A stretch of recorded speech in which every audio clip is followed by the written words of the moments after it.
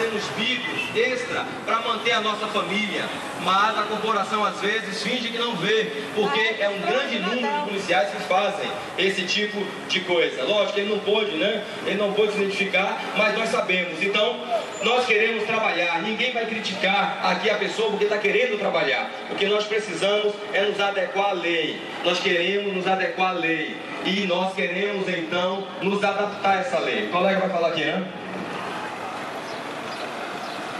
Bom dia a todos, bom dia autoridades, policial militar, policial rodoviário, imprensa geral, polícia da Cruz, área de GPM e outros empresas que estão aqui presentes. Tudo que foi falado é verdade. Nós pedimos apoio da população que já tem nos apoiado, já tem reconhecido a legalidade, né, do nosso transporte, por isso usa nosso transporte.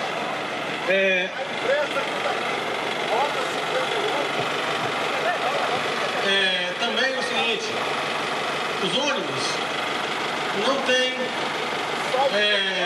equipamento para transportar deficientes. Quem transporta os deficientes daqui da nossa região somos nós. Quem carrega as cadeirinhas, os deficientes para vir em clínicas, para vir receber sua aposentadoria, somos nós do transporte alternativo. Muitos dos ônibus têm a identificação, a plotagem que transporta, que pode transportar deficiente físico, mas não tem esse equipamento, não tem estrutura nos ônibus deles. Tá certo? Quem faz esse transporte somos nós.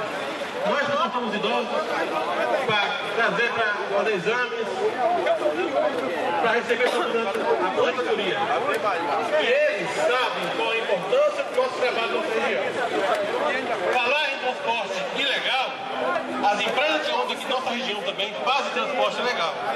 Uma prova de algumas denúncias que nós fizemos, até mesmo mandando e-mail para a rádio, de linhas clandestinas, como um ônibus que existia, que saía de manhã cedo, de Veracruz, com a placa Eunápolis e Itapebi, e só ia até Itagimirim. Ou seja, saía de Veracruz, só ia até Itagimirim e saía com a placa Eunápolis e Itapebi.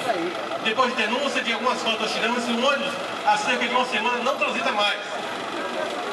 Essas denúncias têm que ser feitas, tá certo? Quem souber de ônibus que faz transporte alternativo tem que denunciar também, como nós somos denunciados. Principalmente na segunda-feira, com mais de quase 80 passageiros em pé. Nós filmamos, nós entramos, colocamos pessoas dentro do ônibus e foi filmado.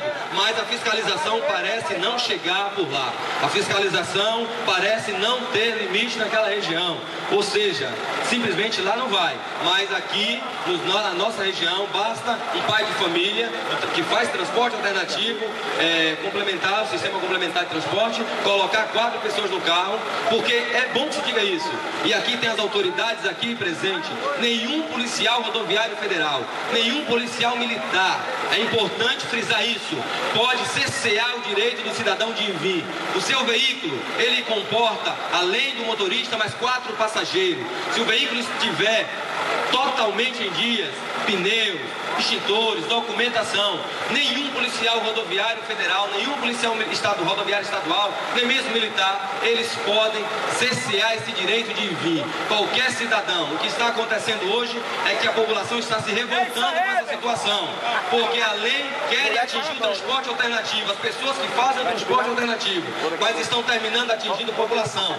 Em Teixeira de Freitas, por exemplo, um advogado com sua família foi autuado como transporte alternativo, sendo que ele, mesmo mostrando a carteira da OAB, ele foi notificado. É o absurdo dos absurdos, mas tem acontecido. Então não podemos ficar de braços cruzados. Temos que nos mobilizar, temos que nos unir. As cooperativas estão se reunindo em nossa região e não tentem calar, né, a voz do povo, porque se o transporte alternativo está crescendo, é porque a população está apoiando, a população gosta de andar no transporte alternativo, é uma opção para a população.